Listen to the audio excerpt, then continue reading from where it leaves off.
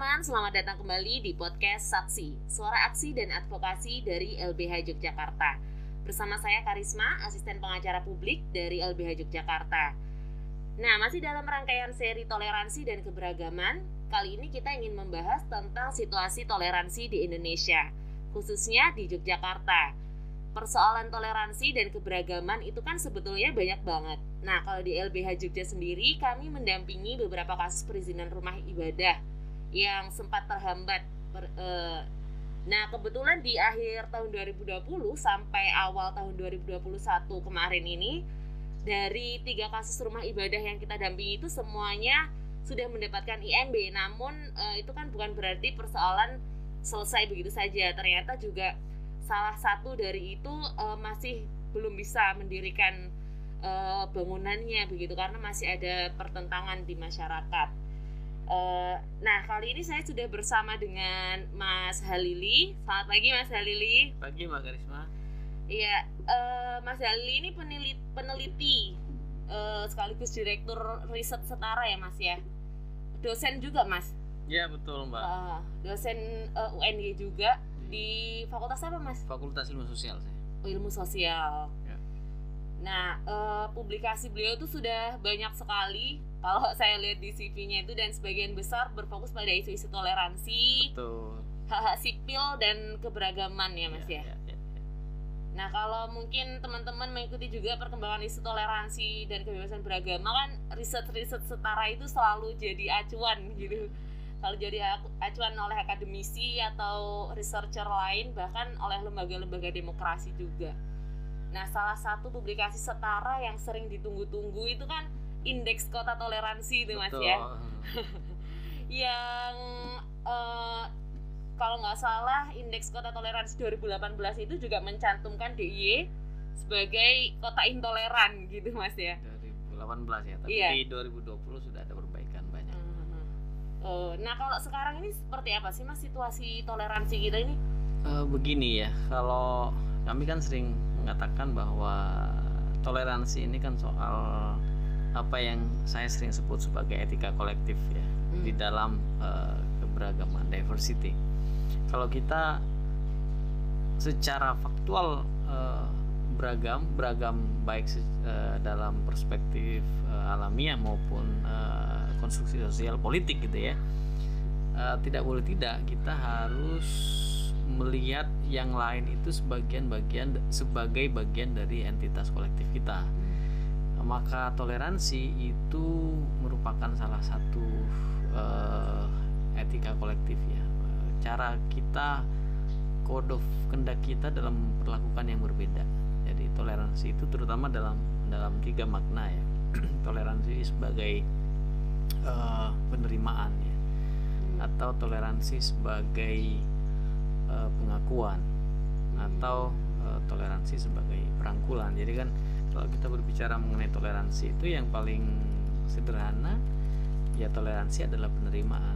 Anda barangkali tidak setuju dengan yang lain, tetapi ya sudah terima itu apa adanya, atau yang dalam beberapa perspektif teoretik sering disebut sebagai sublimated disapproval atau ketidaksetujuan yang dihaluskan. Jadi itu toleransi yang paling sederhana dalam tata kebinekaan kita. Atau yang lain sublimated disapproval atau ketidaksetujuan yang dihaluskan. Jadi kalau saya tidak setuju dengan yang berbeda, wajar.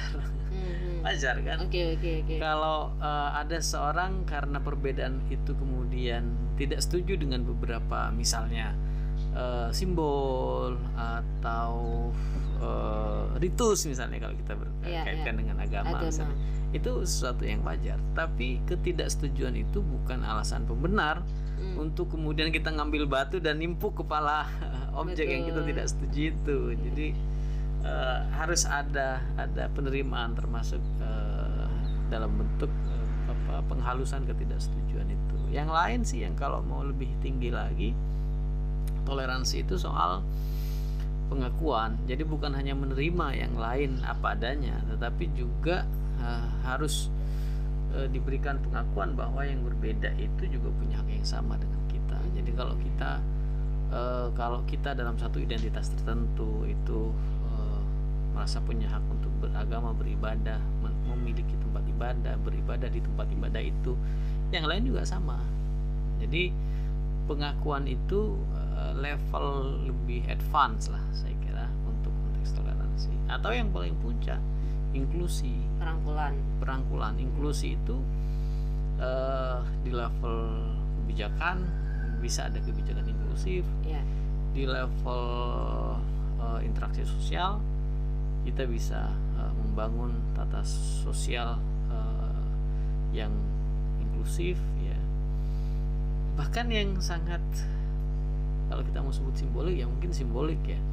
Misalnya eksistensi lian itu harus ada di sekitar kita, sehingga kita kalau kita bikin forum gitu, kok laki-laki semua, itu ada pertanyaan di hati. Kalau itu psikologi yang inklusif. Kok Muslim semua itu. Gitu. Mana yang lain? Harus ada keterlibatan kelompok-kelompok yang lain yang beragam. Di pemerintahan saya kira juga begitu. Kalau ada duit, kemudian duit itu akan digunakan, ada anggaran gitu, dan itu akan dialokasikan untuk dunia pendidikan misalnya.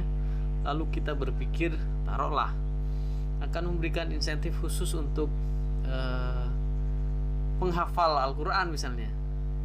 Berarti orang, juga untuk orang yang inklusif itu akan berpikir kenapa hanya agama lain juga gitu. Kalau untuk yang Muslim insentifnya adalah insentif untuk para penghafal, gimana dengan Kristiani misalnya, teman-teman Kristen, teman-teman Katolik. Jadi itu kerangka pikir inklusif. Jadi itu puncak lah dari toleransi. Nah, kembali ke persoalan situasi toleransi kita hari ini, saya kira ya memang ada dua faktor yang mempengaruhi, ya, faktor internal dan faktor eksternal. Faktor internal itu dia lebih banyak berkaitan dengan situasi objektif masyarakat kita berkenaan dengan pengetahuan mereka, seberapa mereka mengetahui identitas yang berbeda, itu kan mempengaruhi cara mereka memperlakukan yang lain yang berbeda itu. Berarti sebenarnya semakin tinggi tingkat pendidikan seharusnya semakin toleran gitu. Iya, seharusnya. Tetapi kan tadi saya katakan yang internal itu bukan satu-satunya. Ada faktor eksternal juga. Faktor eksternal itu termasuk misalnya mobilisasi politik. Itu kan juga faktor eksternal itu. Dia yang ikut mempengaruhi satu lingkungan, environment, ya. Yang lain adalah dia menjadi kekuatan pendorong atau driving force itu ya, yang menentukan. Kadang saya ingin misalnya ngasih contoh kasus Syiah Sampang di Sidoarjo. Itu kan sebenarnya kalau tidak karena persoalan politik, pemulangan teman-teman Syiah ke Sampang itu sesuatu yang pada mulanya ya itu simple. Tapi pilkada di Jawa Timur pada waktu itu, Pilgub ya, itu memperumit persoalan karena kemudian ada soal-soal politik yang pemulangan itu tidak memberikan insentif bagi para politisi karena bertentangan dengan kehendak beberapa orang yang mengklaim sebagai mayoritas. Dan mayoritas itu ceruk suara yang besar bagi politik elektoral kan. Daripada saya harus mengakomodasi 2-3 orang, mending saya intoleran sedikit tapi mengakomodasi 100 orang, karena 100 orang itu di kotak suara itu sangat berharga gitu ya. Jadi ini yang saya sebut sebagai faktor eksternal yang mempengaruhi gitu ya. Jadi agendanya Karisma memang kemudian menjadi agak berat ya. Peningkatan pengetahuan masyarakat penting, peningkatan literasi, memperbanyak ruang-ruang perjumpaan itu penting, sehingga semua identitas itu tidak memiliki kecurigaan terhadap yang lain, tidak memiliki kecemasan terhadap eksistensi yang lain, tidak memiliki ketakutan, bahkan keterancaman. Jangan lupa keterancaman itu sebenarnya bisa dimulai, perasaan terancam itu bisa berangkat dari hanya karena mereka tidak tahu. Cuman kan kalau sekarang kita dari SD aja misalnya Mas udah disekolahkan di tempat yang eksklusif misalnya seperti itu. Kemudian juga semakin banyak kelompok-kelompok yang eksklusif. Jadi kita tidak pernah mengenal adanya lian itu tadi. Iya. Ya itu tidak banyak membantu sih eksklusivitas itu. Makanya bukan hanya sekolah saya kira. Pemukiman juga begitu. Betul. Jadi kan salah satu masalah kita ini segregasi. Kita ini belakangan menjadi sangat segregatif karena politik, karena ekonomi, karena sosial, karena afiliasi kelompok pengajian gitu. Jadi kita ini segregatif, betul. Gitu. Karena organisasi keagamaan itu segregatif. Maka memperbanyak ruang-ruang perjumpaan itu menjadi penting. Pendidikan ini salah satu yang menjadi isu penting yang menjadi concern kita, yang seharusnya menjadi concern kita. Tapi jangan lupa perjumpaan kan bukan hanya itu.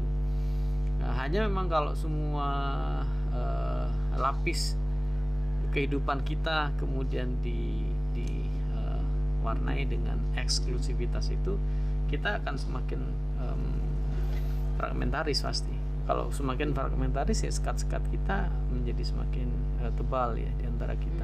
Maka susah lian itu, karena kalau kita bicara tadi ya apa yang disampaikan oleh Pak Karisma soal sekolah misalnya, ya seharusnya kan anak-anak kita itu kalau tidak bisa perbanyak perjumpaan di tengah masyarakat, ya harusnya di sekolah. Kalau tempat ibadah kan agak sulit ya kan di tempat ibadah pasti seagama. Tapi kan ada sekolah yang inklusif. Harapannya tentu pada sekolah-sekolah negeri atau sekolah-sekolah swasta yang punya prinsip betul keberagaman ya. Kalau sekolahnya sekolah negeri kan anggarannya pakai anggaran negara, dan negara kita adalah negara Pancasila, maka tidak mungkin menurut saya sekolah-sekolah negeri itu tidak menjadi etalase kebinekaan seharusnya. Seharusnya, tapi kan faktanya tidak. Menurut survei Setara, ternyata kan anak-anak kita juga problematik. 23 kalau tidak salah. Apanya itu? Persen dari anak-anak kita itu intoleran aktif. Betul. Iya. Anak-anak sekarang kan juga udah bisa saling mengejek seperti itu kan. Pada kelompok yang berbeda kayak gitu. Salurannya semakin banyak. Itu kan channelnya tersedia banyak gitu. Caranya menjadi semakin mudah dan semakin daily gitu. Jadi harian. Kalau dulu kan saya misalnya kita ambil contoh yang buruk lah, paling buruk misalnya persekusi. Kita mau persekusi yang lain dulu kan mikir-mikir. Kalau sekarang kita mau persekusi orang, kita punya HP untuk persekusi dia gitu ya. Menjadi hal yang sangat privat persekusi itu ya. Betul. Dan di dunia maya kalau kita tidak cukup punya keberanian untuk terbuka, ya anonimitas itu kan mendapatkan ruang, dan semakin anonim kita semakin berani.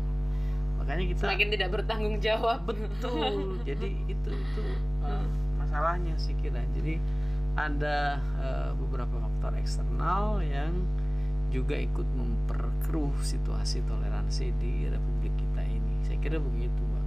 Kalau di Jogja sendiri itu seperti apa, Mas? Kan tadi kan disebutkan sudah ada perbaikan nih di Jogja. Ya, sejak Setara tahun 2016 ya, juga Wahid di 2015 saya kira. Wahid Institute ya. Wahid Foundation sekarang itu menempatkan Jogja sebagai, bukan menempatkan sih, karena ini kan soal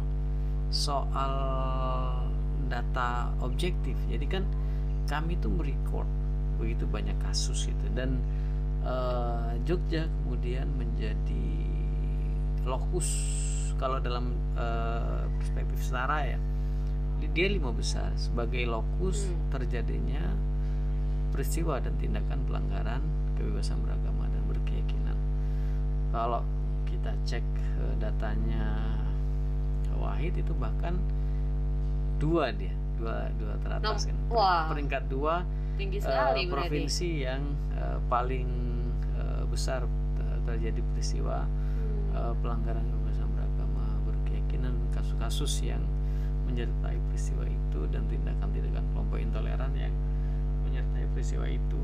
Kemudian ternyata tren ini berlanjut. Tahun 2018 misalnya di indeks kota toleran kita, Jogja termasuk 10 bottom 10 ya, satu dari bottom 10 ya, satu dari 10 kota dengan skor toleransi terendah di Indonesia, paling rendah. Jadi kan ini kan indeks positif ya, IKT itu indeks kota toleran itu indeks yang positif, sehingga yang skornya tinggi ya semakin tinggi positifnya, semakin rendah ya semakin rendah juga positifnya, sehingga menjadi bagian dari bottom 10 itu kemudian ya semacam pukulan lah ya. Kalau kita cek misalnya beberapa pihak, taruhlah pemerintah kota, pemerintah provinsi, ketika merespons data itu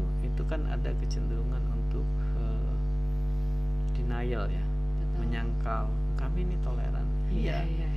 Jadi ya kita tahu Indonesia itu pada umumnya toleran, tetapi kita tidak boleh menutup mata atas intoleransi. Kita tidak pernah melabeli daerah tertentu itu intoleran, masyarakat tertentu itu intoleran, nggak pernah. Tetapi ada persoalan pada tata kelola toleransi di sana. Misalnya kenapa kasus-kasus dibiarkan? Ketika terjadi kasus, kenapa tidak ada penegakan hukum yang adil? Ketika ada peristiwa, kenapa pemerintah berpihak kepada mayoritas, kepada sebenarnya bukan mayoritas juga, kepada kelompok intoleran yang mengklaim mengatasnamakan mayoritas. Jadi itu banyak. Tapi di 2019 kalau tidak salah ya, pasca kasus itu kan, kasus Selamat itu 2019 ya. Ya, ada beberapa perbaikan tentu saja, karena semakin disangkal kan perhatian orang kan semakin besar. Sampai kemudian akhirnya kita tahu bahwa ada persoalan, bahkan di level dukuhan ya, di level padukuhan ya. Mana mungkin negara Bhinneka Negara Pancasila seperti Indonesia ini melarang yang berbeda itu tinggal di tempat itu satu yang tidak. Padahal itu adalah lingkup yang paling kecil. Betul, gitu ya, Mas. Betul. Agak sulit kita untuk tidak mengatakan bahwa itu adalah puncak gunung es. Jadi ada persoalan lain yang lebih rumit. Oleh karena itu mobilisasi sumber daya memang diharuskan. Maka kita senang ya, Sultan mengeluarkan instruksi gubernur itu yang nomor 1 ya 2019 tentang penanganan konflik sosial itu, yang kami senang dia secara spesifik menggunakan term-term yang selama ini biasa kita gunakan, soal toleransi, soal kebebasan beragama, berkeyakinan, soal HAM. Jadi kita tentu senang ketika melihat term-term itu muncul dan itu digunakan oleh pemerintah.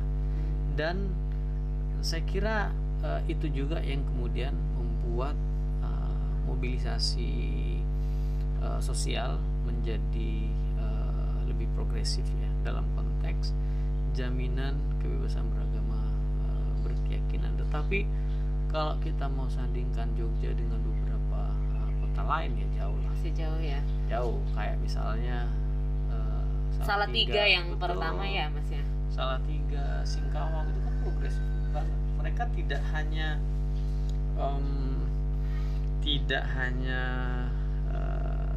level mengambil kebijakan, tapi juga sosial. Tindakannya. Salatiga itu kalau ada kasus misalnya persekusi yang memungkinkan terjadi penjalanan ke daerah tertentu gitu, dia mengantisipasi dengan cara misalnya ada kasus di Tanjung Balai ya saya sebut ya, mereka langsung koordinasi nih kelompok-kelompok lintas agama untuk mengantisipasi agar yang kayak gitu tidak boleh terjadi. Jadi mobilisasinya luar biasa. Bahkan, jadi bukan hanya pemerintah aja ya Mas, tapi masyarakat juga ikut menjaga itu gitu. Betul. Saya ingat betul 4 tahun yang lalu, 3 tahun yang lalu lah saya kira, teman-teman Ahmadiyah curhat saya di Salatiga. Saya kan ke sana beberapa kali turun ke Salatiga. Teman-teman Ahmadiyah curhat, mereka mereka dengar bisik-bisik itu diancam oleh kelompok tertentu, tapi kelompok ini nggak berani. Kemudian mencoba untuk mempengaruhi kepolisian, ya kepolisiannya juga toleran gitu. Jadi Kapolresnya ya. Jadi ternyata, sangat kuat dari berbagai sektor itu. Akhirnya mereka datang ke Koramil.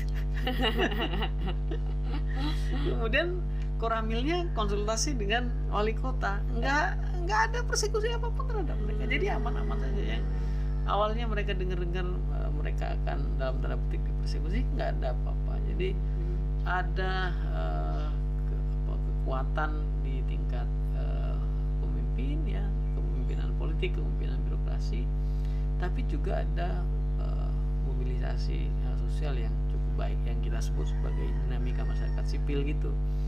Jadi kelompok-kelompok keagamaan di situ ikut membangun apa yang sering kita sebut sebagai resiliensi sosial. Jadi bukan tidak ada, republik ini ya republik yang sangat terbuka. Jadi bukan tidak ada ancaman dari kelompok intoleran, itu ada, tetapi bagaimana masyarakat setempat itu merespons, itu yang kemudian membedakan satu kota dengan kota yang lain. Saya kira di Jogja masih jauh, sepanjang kita masih ketemu dengan begitu banyak kasus ya. Kalau kita cek, kita bandingkan dengan kota-kota yang tadi saya sebut ya, atau 10 kota paling bagus skor toleransinya misalnya ya, kasus itu hampir tidak ada. 1-2 itu udah terlalu besar itu untuk, kalau nemu satu kasus pelanggaran kebebasan beragama berkeyakinan di Salatiga atau di Singkawang itu udah hebat kalau nemukan satu. Jadi bahkan kami sendiri ngecek, karena itu kan bagian peristiwa itu bagian dari apa yang di dalam studi itu disebut sebagai regulasi sosial. Jadi kan ada 4 variabel tuh yang kami pakai. Yang pertama adalah regulasi pemerintah, yang kedua regulasi sosial, yang ketiga tindakan pemerintah, yang keempat demografi sosial keagamaan gitu kan. Demografi sosial keagamaan. Regulasi pemerintah ini kita turunkan ke dalam 2 indikator ya. Indikatornya adalah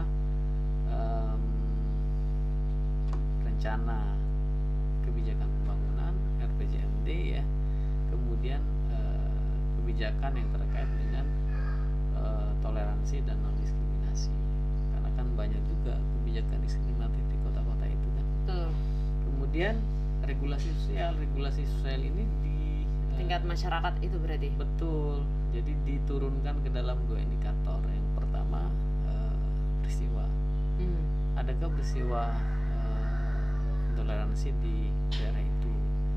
Nah, selain peristiwa ini kan juga penting untuk melihat kalau peristiwa terjadi, terus apa yang dilakukan oleh masyarakat. Jadi ini yang kita sebut sebagai regulasi sosial. Saya kasih contoh misalnya di Surabaya, ya kan, ada bom Surabaya yang sangat memilukan itu, dan kita terhentak karena ternyata satu keluarga ya, suami, istri, sampai anaknya betul, anak kemudian ngebom. Nah, respons pemerintah kan bagus, respons masyarakat juga bagus kemudian.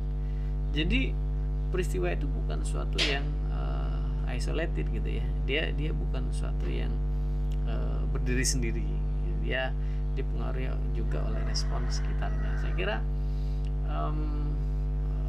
semua variabel itu, semua indikator itu akhirnya ikut mengkonstruksi bagaimana situasi toleransi di sebuah daerah. Dan Jogja dalam konteks itu masih jauh lah. Misalnya kalau kita bicara anggaran ya, anggaran untuk kemajuan kebebasan beragama berkeyakinan seberapa besar? Saya tidak mencermati secara detail kenapa anggaran untuk kemajuan toleransi itu tidak cukup besar. Ya lebih banyak soal perbaikan infrastruktur ya, memperbaiki trotoar, memperbaiki taman, betul. magari alun-alun ya gitu kan. Nah, itu jadi lebih banyak fisik. Padahal kita kan punya anggaran banyak tuh, dana keistimewaan tuh. Justru yang sosial ini tidak begitu di. Betul, nggak kegarap menurut saya. Menurut saya tidak. Harusnya itu bisa dialokasikan lebih lah untuk memperkuat apa yang tadi saya sebut sebagai resiliensi sosial, ketahanan sosial. Karena ancaman eksternal itu akan terus ada. Nah, yang kemudian menentukan seberapa kita memiliki kecanggihan untuk merespons itu, merespons ancaman eksternal itu. Yang lain yang barangkali juga penting untuk kita berikan highlight khusus untuk Yogyakarta, ini kan sebenarnya ya kita semua sudah tahu bahwa ya Jogja itu merupakan miniatur Indonesia. Ini kan sebenarnya tempat berlatih, kalau kita mau pakai istilah olahraga ya. Anggap saja kalau ini ring, ini kan ring yang bagus untuk menguji seberapa toleran sesungguhnya kita. Sehingga kalau kita melihat misalnya ada segregasi antara apa yang disebut sebagai orang asli dan orang pendatang, itu kan sebenarnya potret besarnya berarti tata kelola miniatur Indonesia itu belum hebat-hebat banget gitu ya. Karena masih ada pembedaan itu. Betul. Tadi ya. Jadi ada beberapa kelompok, taruhlah misalnya kita sebut teman-teman kita dari Papua. Kan sulit mereka untuk dapat misalnya kos, kontrakan di perkotaan, sehingga mereka harus terpinggir keluar gitu kan. Banyaklah cerita di mana termasuk teman-teman saya yang punya kos-kosan itu atau punya kontrakan itu, ada calon pekontrak by phone, kemudian sudah hampir deal soal harga, kemudian tanya asalnya dari mana, calon pengontrak itu dari Papua, langsung ditolak gitu. Keesokan harinya dia telepon balik tuh, lu maaf mas sudah laku, padahal saya tahu itu belum. Dan dengan bangganya dia bercerita, maksud saya ternyata di level akar rumput pun situasi segregatifnya masih sekuat itu gitu loh. Makanya kalau bicara soal soal Papua, sering saya katakan kalau kita bicara soal pendekatan damai, dialog, itu bukan hanya Jakarta terhadap Papua, tetapi Papua dengan beberapa daerah lain. Nanti kita bisa diskusi soal itu kesempatan yang lain. Tetapi soal kebebasan beragama berkeyakinan itu satu yang tadi saya sudah dua ya, mobilisasi anggaran, kemudian tata kelola kebinekaan Jogja sebagai miniatur Indonesia. Yang ketiga yang saya juga ingin berikan highlight khusus adalah memastikan peristiwa tidak terjadi, penolakan tidak terjadi terhadap minoritas, gangguan atas tempat ibadah jangan terjadi. Kalau gangguan-gangguan terhadap tempat ibadah itu terus terjadi, tadi Mbak Karisma sudah menyebut LBH paling tidak ada tiga selama ini ya beberapa tahun terakhir yang terus sampai detik ini juga nggak kelar-kelar gitu. Betul. Apa yang dilakukan oleh pemerintah merespons situasi ini, saya lihat tidak banyak yang bisa membantu untuk mengatasi persoalan ini. Sepanjang kasus-kasus itu terus terjadi, saya kira kita akan selalu punya evidence, punya bukti kuat untuk mengatakan bahwa intoleransi masih menjadi momok bagi Yogyakarta ini. Iya. Nah jadi kan berarti sebenarnya intoleransi itu bukan hanya persoalan agama ya Mas ya, tapi ada banyak juga kayak gitu. Cuman apa namanya, ya yang paling umum adalah agama, yang kalau saya lihat sendiri itu juga seringkali dia sebenarnya bukan persoalan inti, tapi bisa dimobilisasi politik dan lain sebagainya. Termasuk kalau yang ditangani LBH itu kan dalam konteks pendirian rumah ibadah gitu ya Mas. Nah kalau di beberapa kasus itu mereka tidak mendapatkan IMB, tetapi sampai sudah melakukan upaya hukum dan lain sebagainya, tapi pemerintah tetap nggak mau melaksanakan hasil putusan seperti itu. Seperti ada dekengan dari kelompok lain atau seperti apa itu kalau ya makanya saya sering mengatakan di beberapa forum, jadi persoalan kita ini kan sebenarnya persoalan dua lapis ya, lapis negara dan lapis non negara, lapis kultural dan lapis struktural. Kalau kita bicara negara, ada 3 persoalan utama yang sesungguhnya bisa kita kenali dengan mudah. Yang pertama adalah persoalan kerangka hukum, legal framework, sehingga kebijakan ada dalam konteks itu, instruksi-instruksi ada dalam konteks itu, saya kira. Jadi legal framework itu menjadi persoalan. Kalau di tingkat nasional kita menyebut misalnya SKB, PBM, ya itu bagian dari legal framework itu. Kalau kita mau sebut misalnya di tingkat daerah, perda diskriminatif banyak sekali. Selain persoalan legal framework, ada persoalan kapasitas aparatur. Nah, itu bagian dari kapasitas aparatur. Ini kayak ada yang backing, enggak, mereka tidak punya kapasitas memang untuk menjaga toleransi, betul, itu ya, garda terdepan yang membela diversity, kebinekaan, toleransi gitu ya. Itu bagian dari itu.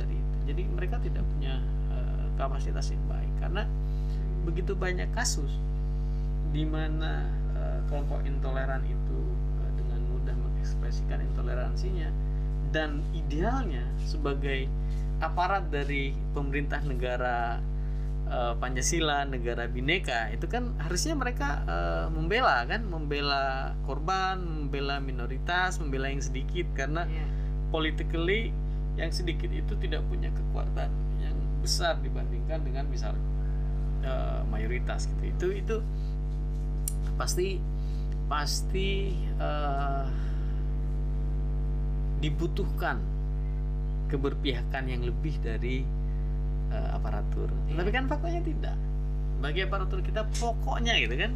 Ya pokoknya melaksanakan tugas, ini dipersoalkan, kata pimpinan ini harus dibubarkan, ya kita bubarkan gitu kan. Banyak kan peribadatan pokoknya. Jadi aparatur kita itu tidak punya kapasitas untuk menjadi pengawal terdepan bagi minoritas, bagi toleransi, bagi kebinekaan. Yang lain adalah penegakan hukum. Penegakan hukum itu salah satu contohnya tadi. Kalau pengadilan mengatakan A, B, ya saya kira secara hukum, karena kita negara hukum dalam konteks rule of law, ya semua harus dilaksanakan. Betul. Apalagi kalau sudah ingkrah gitu kan, ya semua harus melaksanakan. Tapi faktanya kan tidak. Saya kasih contoh yang sangat kita semua sudah tahu, dan ini fenomenal karena tidak hanya menasional tapi juga menginternasional gitu. Kasus GKI Yasmin, HKBP Philadelphia, putusannya jelas kok. Itu udah lama banget kayaknya Mas, dan nggak selesai. Jadi ada persoalan pada penegakan hukum, saya kira. Ketika hukum ditegakkan dan kemudian bahkan keluar putusan akhir yang bersifat final, ya ternyata enggak juga penegakan hukum itu berpihak pada korban dengan mewujudkan keadilan seadil-adilnya buat mereka gitu ya. Itu ternyata. Jadi kita punya persoalan itu. Maka kalau negara saja itu seperti itu, di luar negara itu akan dengan mudah memanfaatkan ruang ini. mereka akhirnya tidak takut-takut untuk misalnya saya menolak gerejanya Mas Danang dan kemudian saya cukup datang ke digital printing, lalu saya ngeprint ukuran 3 kali 1 meter, tulisan berbunyi gereja ini disegel dan ditempelin dia sendiri kan? Dan ya kita bisa saksikan negara akan melihat ini sebagai alasan untuk kemudian merestriksi gitu kan. Padahal situasi ini adalah situasi yang saling berkaitan dengan situasi ketidakhadiran negara. Ini yang dalam perspektif masyarakat yang tadi saya sebut sebagai lapis non negara itu, lapis kultural itu. Memang kita menangkap ada fenomena menguatnya kapasitas koersif dari warga kita.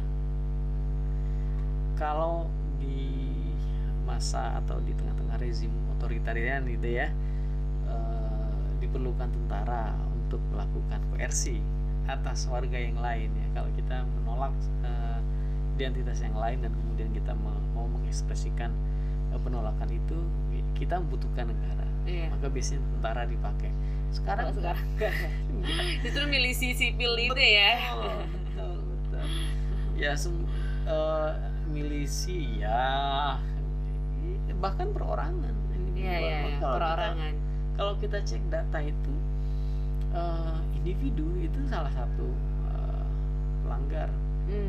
Ya kayak beberapa waktu ini terakhir ini juga ada individu-individu yang cukup viral itu Mas ya. Iya.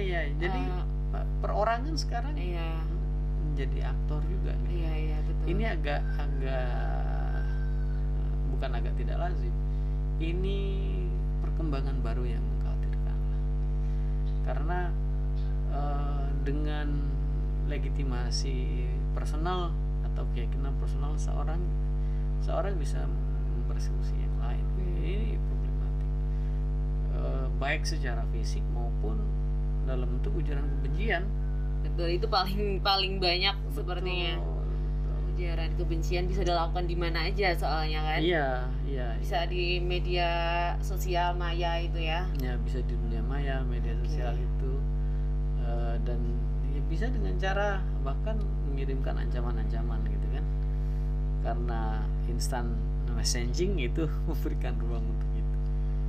Mungkin yang terakhir Mas, kira-kira pesan seperti apa sih untuk masyarakat maupun pemerintah pusat dan daerah untuk merawat toleransi ini?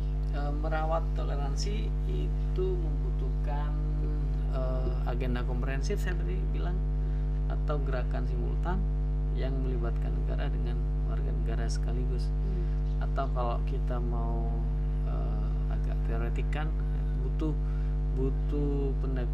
pendekatan struktural dan kultural sekaligus ya.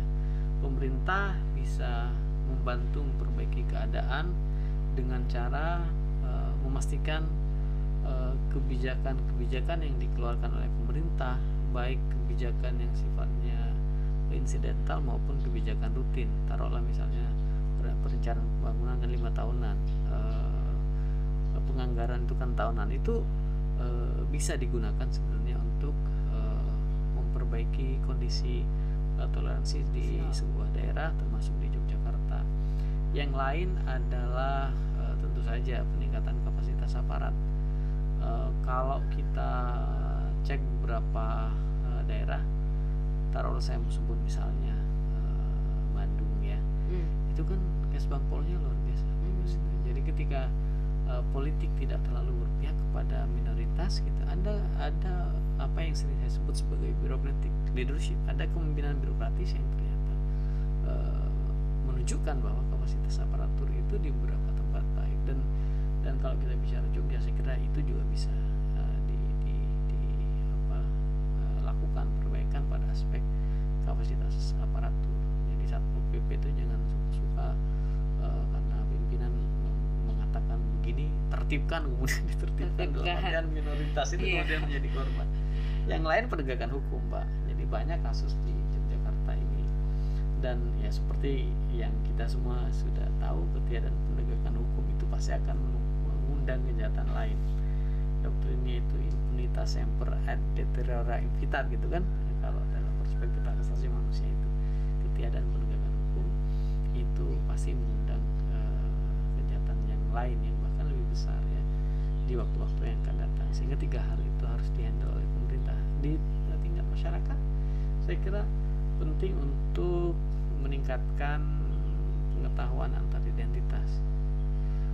Siapa sih si A, siapa si Ahmadiyah, kan penting untuk tahu mereka agar kita bisa bersikap secara lebih proper, secara lebih fair kepada mereka.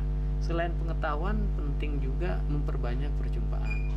Semakin fragmented kita, maka perasaan cemas, perasaan khawatir, perasaan takut, perasaan terancam dengan kehadiran yang lain itu pasti akan lebih tinggi.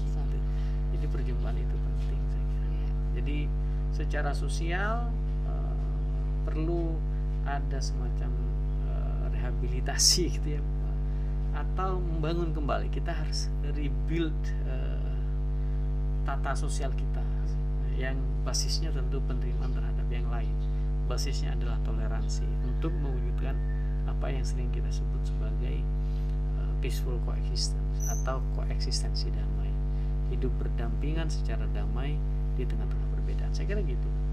Oke, sebenarnya menarik banget ya Mas, dan saya masih banyak pertanyaan yang pengen ditanyakan, tapi mungkin karena ini kita cukupkan dulu sampai di sini seperti itu.